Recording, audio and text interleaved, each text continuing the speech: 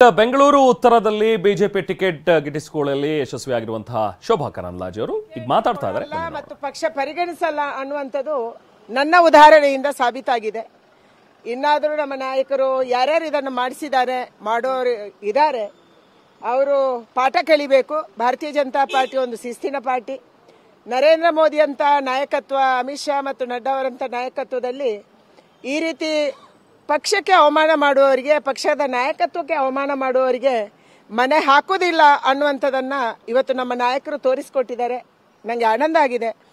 ನನ್ನ ಓಡಾಟಕ್ಕೆ, ನನ್ನ ಶ್ರಮಕ್ಕೆ ನಿಜವಾಗ್ಲೂ ನಮ್ಮ ನಾಯಕರು ನನ್ನ ಜೊತೆಯಾಗಿ ನಿಂತು ನನಗೆ ಬೆಂಗಳೂರು ಉತ್ತರದಲ್ಲಿ, ಮೊದಲು ನಾನು ಇಲ್ಲಿ MLA ಆಗಿದ್ದೆ, ಯಶವಂತಪುರದಲ್ಲಿ MLA ಆಗಿ ಇಲ್ಲಿ ಮಂತ್ರಿ ಆಗಿದ್ದೆ. ಸಾಕಷ್ಟು ಅಭಿವೃದ್ಧಿ ಕೆಲಸವನ್ನ ಯಶವಂತಪುರದಲ್ಲಿ ನಾವು ಮಾಡಿದ್ವಿ.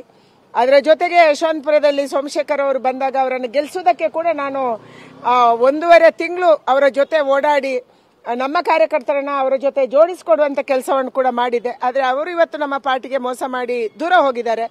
ಅದೆಲ್ಲದಕ್ಕೆ ಉತ್ತರವಾಗಿ ಇವತ್ತು ನನ್ನ ಪಕ್ಷದ ನಾಯಕರು ನನ್ನನ್ನು ಇಲ್ಲಿ ಕಳಿಸಿದ್ದಾರೆ. ಸದಾನಂದ ಗೌಡರ ಮನೆಗೂ ನಾನು ಹೋಗಿ ಬಂದೆ.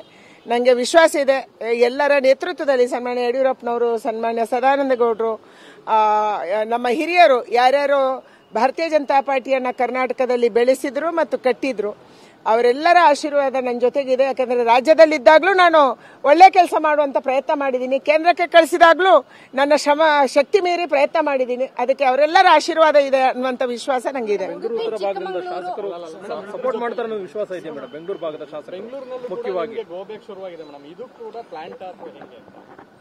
ಇಲ್ಲ, ಇದನ್ನು ಮಾಡಿದವರು ಯಾರು ನೀವೇ ಪತ್ತೆ ಮಾಡಿ.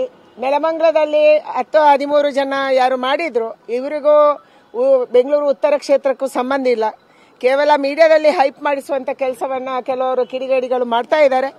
ಇದಕ್ಕೆ ಸರಿಯಾದ ಉತ್ತರವನ್ನ ನಮ್ಮ ನಾಯಕರು ಕೊಡ್ತಾರೆ. ಎಲ್ಲವೂ ಕೂಡ ಎವ್ರಿಡೇ ರಿಪೋರ್ಟ್ ಆಗ್ತಾ ಇದೆ.